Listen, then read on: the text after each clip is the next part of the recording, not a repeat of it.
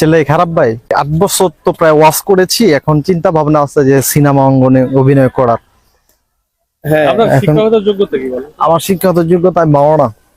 মাওলানা বলতে হেফজখানায় পড়েছিলাম, হেফজে পড়েছি, বাট দাওয়া কমপ্লিট দাওয়া কমপ্লিট করেছি। الذين هم في صلاتهم خاشعون আমার ভাইয়ের আমার বন্ধুরা, আল্লাহ রাব্বুল আলামিন এক নাম্বার গুণের কথা বললেন। মুমিন যারা হবে তারা এক নাম্বার মুমিনদের গুণ হলো মুমিনরা খুশু হুজুর সহিত নামাজ পড়বে। আপনার হেদায়েতের মালিক তো আসলে আল্লাহ পাক, এটা তো দুনিয়ার কোনো মানুষ না, এটা আসলে তার ব্যাপার, আল্লাহর ব্যাপার। ইন্নাকা লা তাহদি মান আহবাবতা ওয়ালাকিন্নাল্লাহু ইয়াহদি মান ইয়াশা। তার মানে আপনি কি স্বীকার করবেন যে আপনি পথভ্রষ্ট?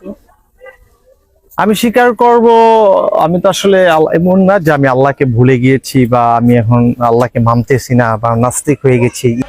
আল্লাহ সময়ের কসম করলেন, আল্লাহ কালের কসম করলেন, আল্লাহ কসম করে পরের শব্দে আল্লাহ বললেন ইন্নাল ইনসানা লাফি খুসর। আরো জোরে বলেন আল্লাহু আকবার। আপনারা যেরকম 5 জন আছেন জেনারেল, আমি আপনাদের মতোই জাস্ট।